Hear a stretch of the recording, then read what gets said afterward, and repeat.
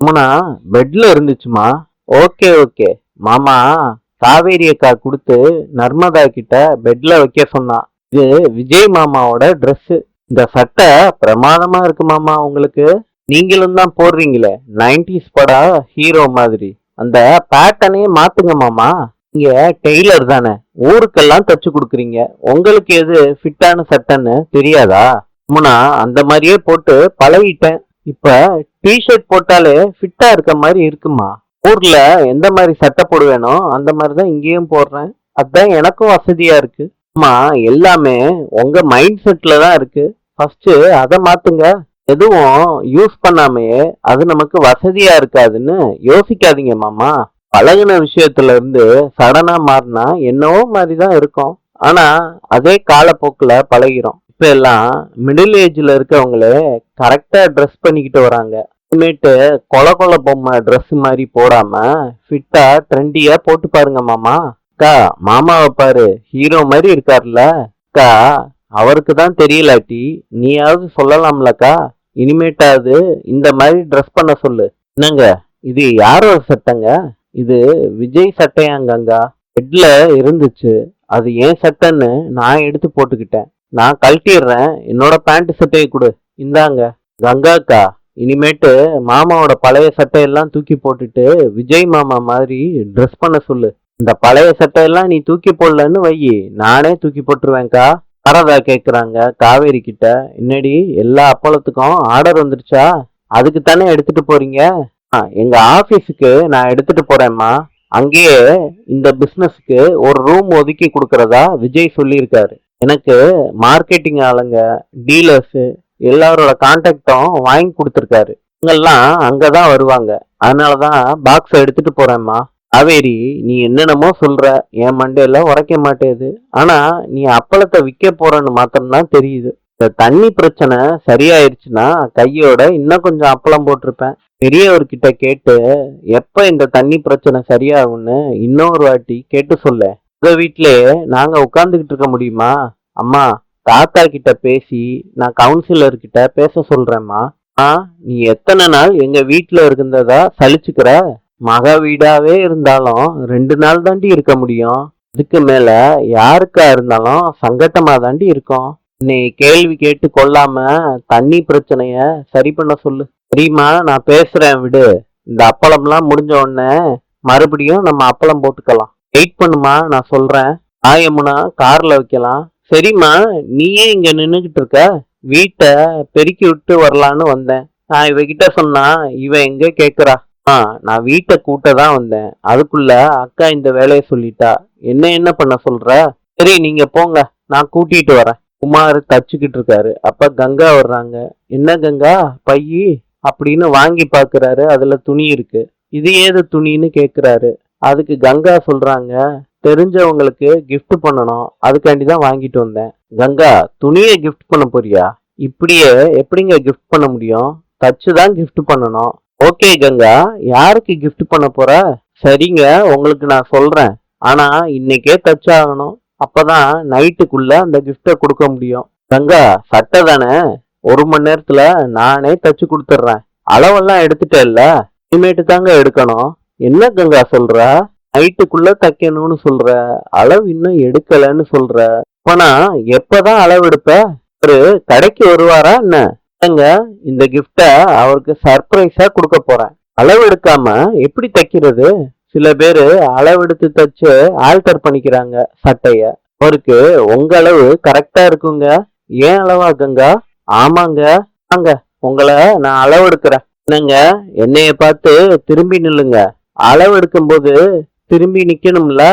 நீங்க என்னதான் டெய்லரோ. என்னங்க அளவு எடுத்தாச்சு, என் வேலைய நான் ஆரம்பிக்கிறேன். கங்கா நான் தச்சு கொடுக்குறேன்னு சொல்றேன்ல, அதெல்லாம் உங்களுக்கு செட் ஆகாதுங்க.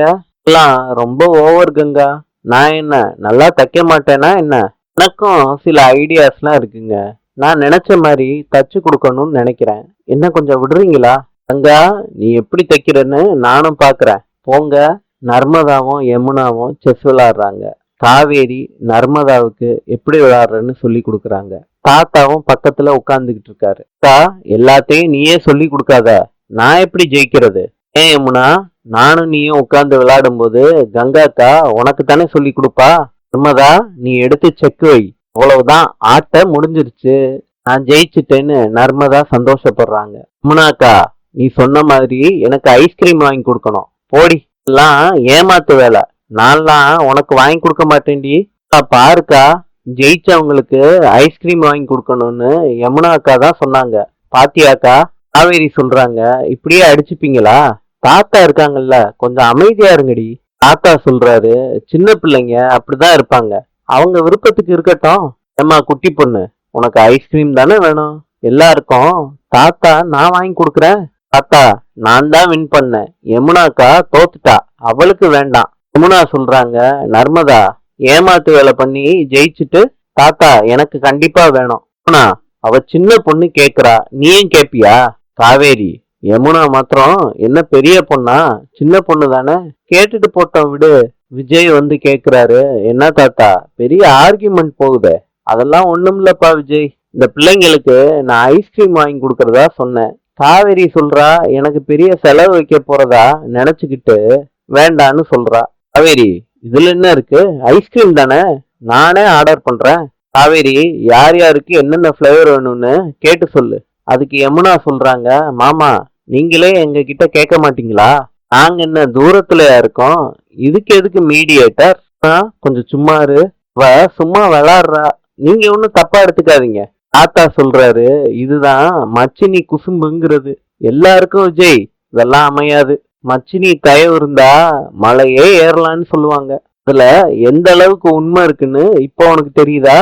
4-5 பொம்பளை பிள்ளைங்க இருக்க வீட்டுல பொண்ணு கட்டினேன்னா அவங்க அப்பாவை காட்டுற மாதிரி பாசத்தை ஓ மேல காட்டுவாங்க. அந்த விதத்துல கொடுத்து வச்ச வேண்டா விஜய். நீ இன்னுக்கு 3 பேர் இருக்காங்க உனக்கு. எப்படி தாத்தா கரெக்டா சொல்றீங்க?